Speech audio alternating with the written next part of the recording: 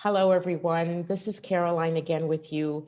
Expat Interviews, Thriving Abroad, where I have the opportunity to bring you the most amazing people all across the globe who are doing amazing and just wonderful things in their life abroad. But more than anything, they are thriving.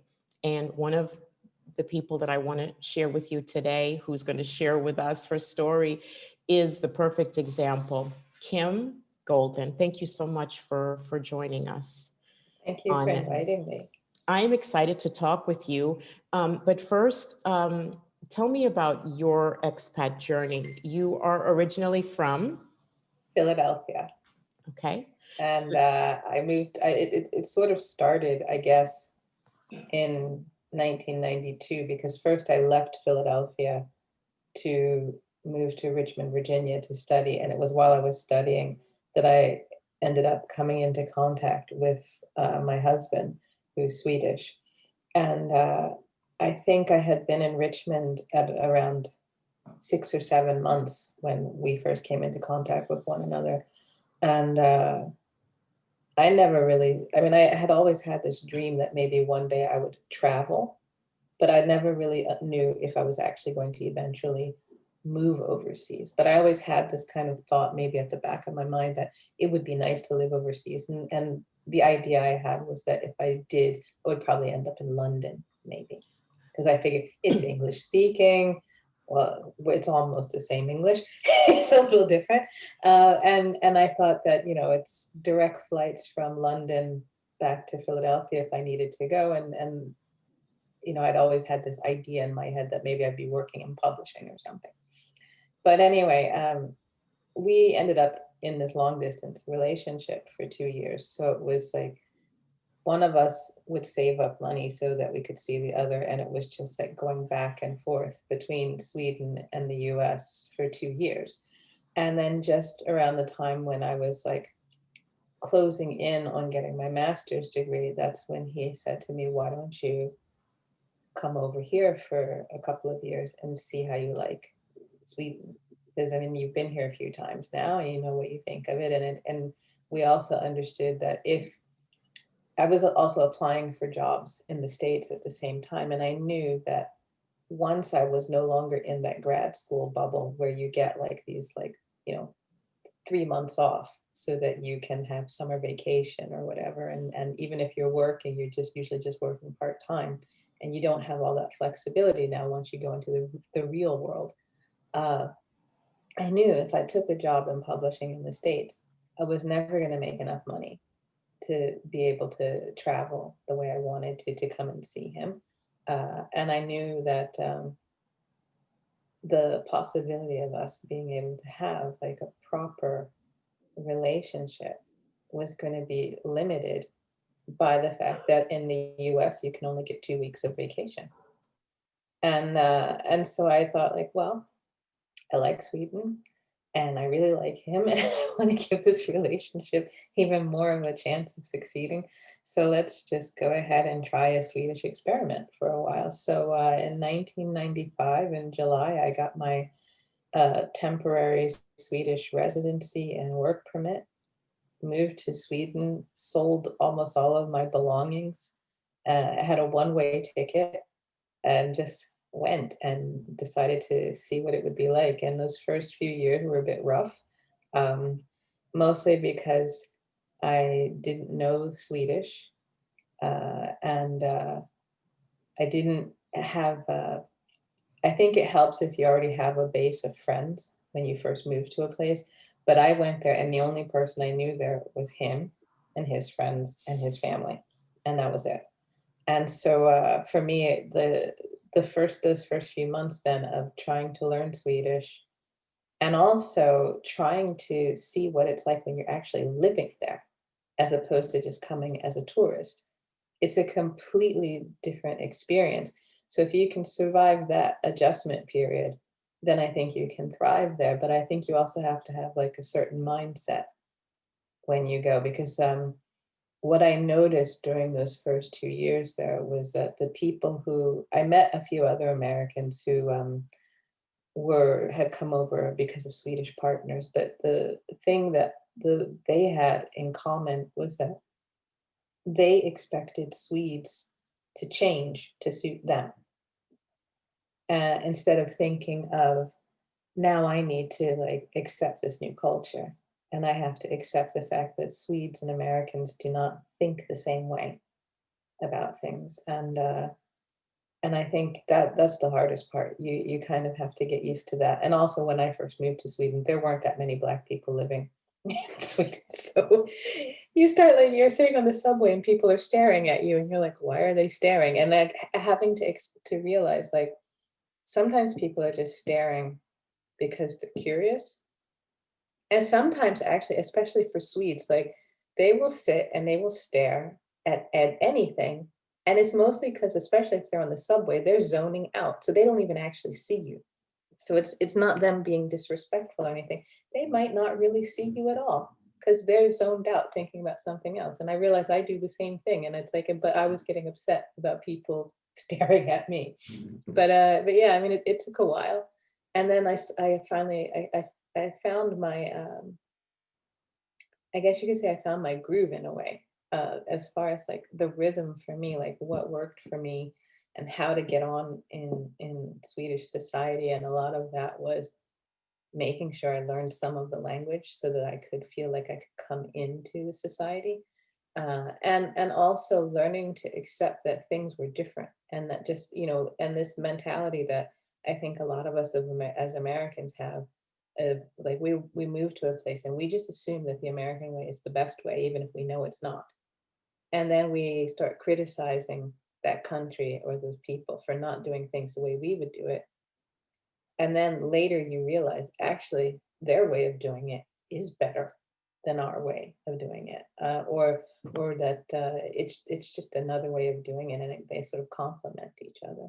So for me, I think it was that whole process of those first 2 years of like learning the cultural differences and to accept those cultural differences and to really just throw myself into trying to sort of live like a Swede rather than trying to live like an American who happened to be in Sweden. And I think once I took that step, it made all the difference because initially I felt like so homesick. And but I think that's quite normal. I mean, you start missing all the things that you can easily get at home that maybe you can't get in your new country. But now I find that I actually don't miss a lot of things from the States. It's nice to go there and visit, but I'm perfectly happy living in Sweden. I can't hear you. Can you hear me now? I think my Yes. microphone, okay. I was saying that if I had some fireworks to go off during what you just said, I would have shot them off. This is so, so vital. So true. Everything that you just mentioned about, settling in and detaching from that American culture. And I think because you and I have spent so much time abroad, we get it.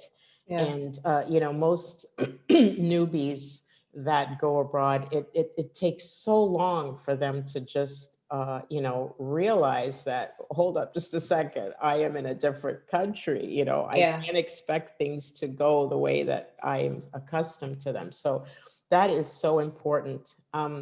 So, oh, and another thing that you brought up too, that was very interesting, a person of color living in a place like Sweden where you don't see many people.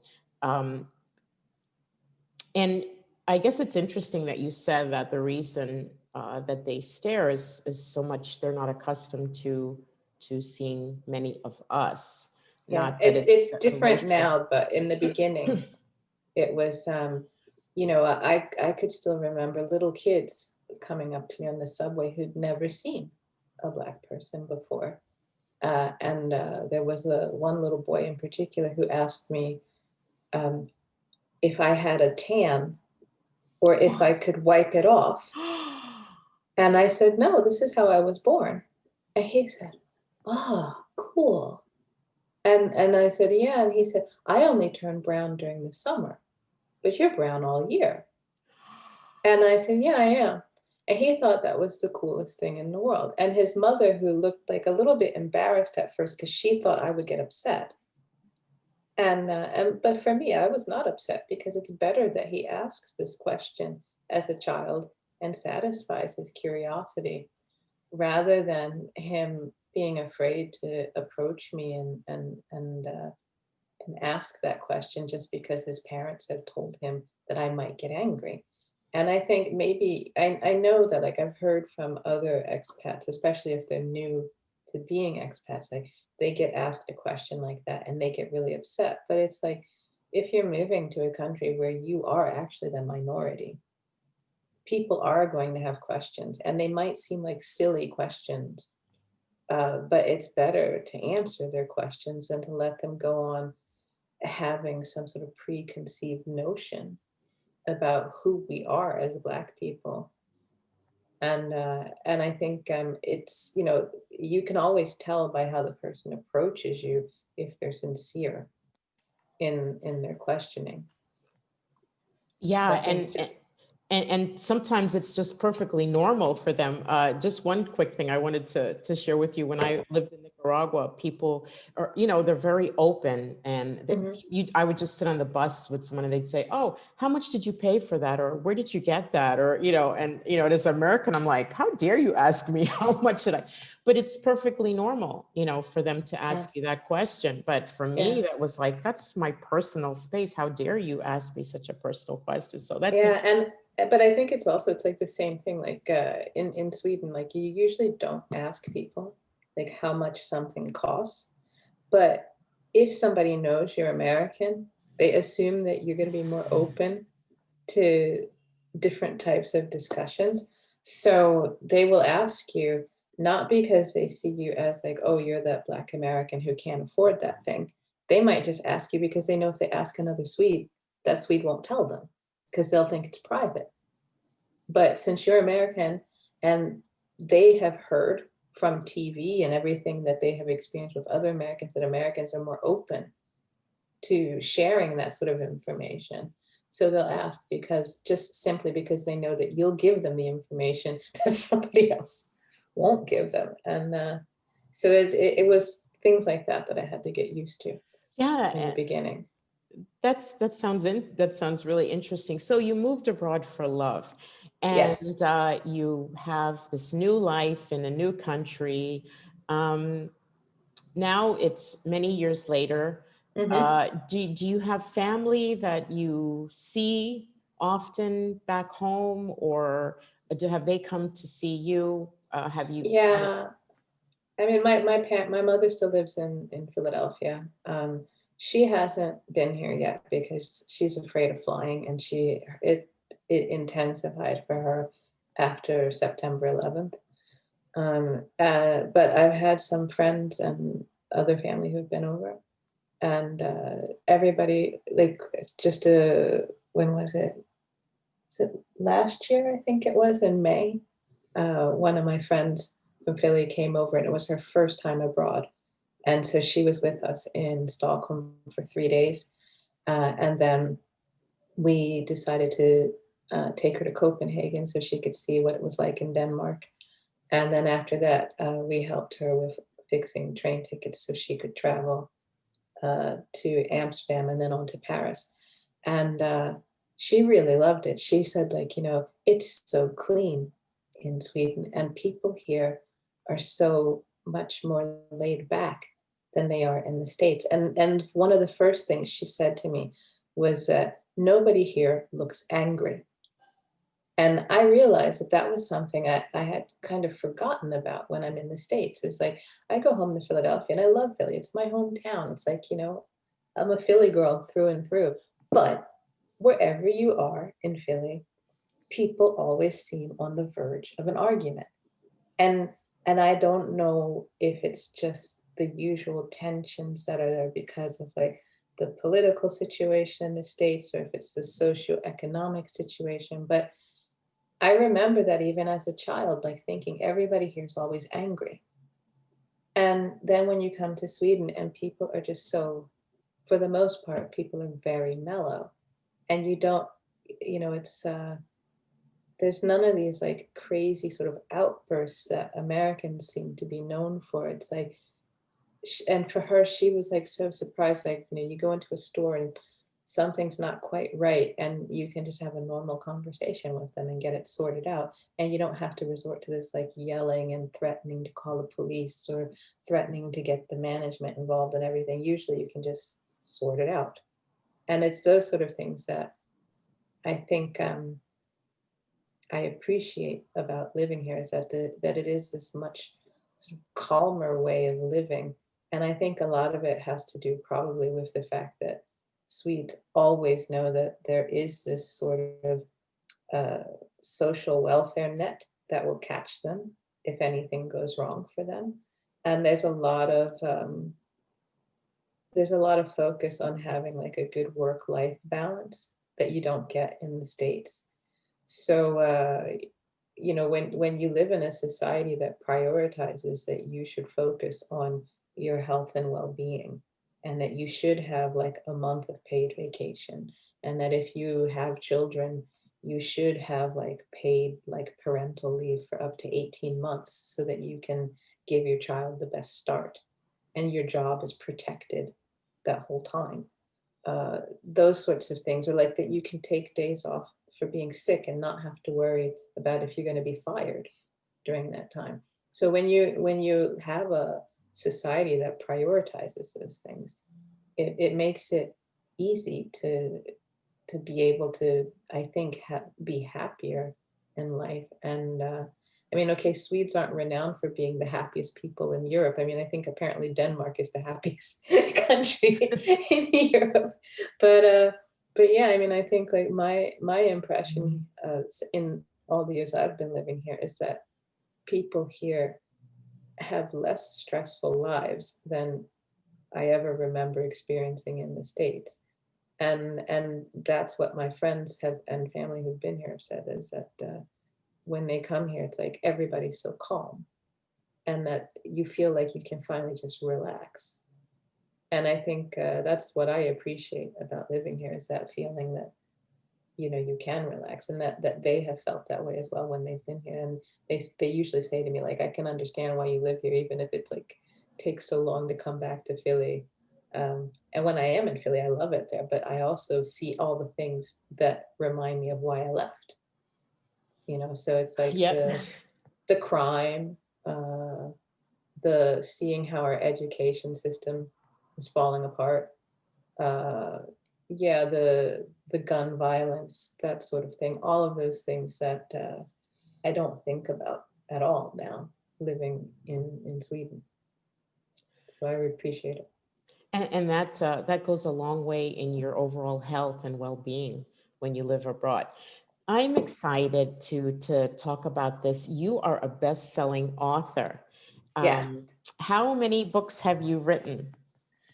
I've written 5 novels, 4 novellas, and some short stories, and working on 2 new novels at the moment, hoping to have them done soon. One of them is actually with my editor now, so I'm just waiting for her to finish editing it so we can get it ready to release it hopefully in the spring. Well, that's awesome. What is your process like? I mean, do you feel that living abroad has helped in your creativity? I think it has. One of the things I can remember was that when I lived in the States and I was writing, I always felt like I had a hard time with really crystallizing sometimes the ideas. And I don't know if a lot of that was just because I was also a student at the time, so I had to like focus on other people's writing. I was teaching freshman English at the university level, so I every week I had like about 50 essays that I had to read and grade, and so sometimes that ate into my own writing time. But then once I moved abroad, especially during that process where you're learning that new place that you've moved to, you start feeling like everything that you could take for granted at home, you can't do that now. And you start I think it's like you get so many new impressions and new experiences from it. So those help to really spark ideas. And I found that most of the books that I've written are set in Europe because I think it's really interesting, this idea of being the outsider in a society and being able to write about that experience, and also about the experience of being a Black woman in a foreign country, learning to live and love in that country. And I think that has, like, there's so many ideas and experiences that you can sort of just latch upon. And I can do so many, like, what if writing prompts for myself. And suddenly it's just like, oh yeah, I know about that. And they just come like that. And I just sit and write. So like recently I did NaNoWriMo, National Novel Writing Month in November, and you're supposed to write a 50,000 word first draft in a month. And I just, because of the fact that I work for a company where for them full time is 36 hours per week. So that meant that I always had like plenty of extra time to sit and make sure I got my hours in for writing. But it was also, I mean, having this freedom to work from home and to be able to just focus on devoting like an hour or two every day to just writing was amazing. And I think that's one of those things where when I've spoken to friends who are writers in the States, they often say like they feel like they have to squeeze in the time wherever they can. It's like they're in the car commuting and they're trying to write on their phones, or they're having to learn how to use dictation programs just so that they can get writing done while they're taking their kids on their errands and everything. And I think living abroad, you can sometimes just travel. Well, now we can't because of COVID, but normally I could just say like, oh, I can get on the train and in an hour and a half I'm in another country. And I could have like completely new experiences just from that. And I think that was one of my favorite things really about like living here. It's like, in 2 hours I could fly from Stockholm, for example, to Rome if I wanted to for the weekend and have new experiences in a completely different setting. And just that mix of the different cultures and the different food that you can try and everything, all of that kind of feeds into the creativity, I think. I hadn't thought about that until you mentioned it. That is such an interesting point. The fact that, being in one country and having access to so many others, that is true. It just opens up a whole nother world for you. It does. Yeah, that's definitely one of the pluses of living abroad. Well, lastly, I wanted to ask you, you've had such a wonderful experience, and I know that maybe you've had some bumps along the way in Mhm. your expat journey, but what advice could you share with women who are, well, specifically women who are thinking of moving abroad, or who've been toying with the idea, or who might want to move abroad for love? What Mhm. advice can you offer? I think the first thing I would say is don't be afraid to take that risk. I think all of us at some point, especially for Black women, we've kind of been raised to always be careful, and that we always have to be rational about how we decide we're going to do things. Like I know that as much as my parents were always saying to me when I was growing up, "Oh, you can do anything." Whenever I used to say to them as a kid or even as a teenager, like, "Oh, I want to move here, or I want to study there," or they'd always remind me, well, but as a young Black woman, you have to think about this, this, and this. And I sometimes felt like every time I was climbing out of the box, I was being put back in to a box. I think the first thing to do is like, yes, it's very nice to listen to your friends and family who come with well-meaning, uh, cautious words for you, but sometimes you have to ignore that because sometimes you just have to take that leap of faith and try something. Um, because if you don't, it's going to be that thing that you regret for the rest of your life. So that's the first thing, like, live, yes, listen to them, but don't just heed, blindly their advice. Then I think once you've made a decision to move abroad, it's quite a good idea to start looking for organizations in that place that you're moving to that can help you with a support network.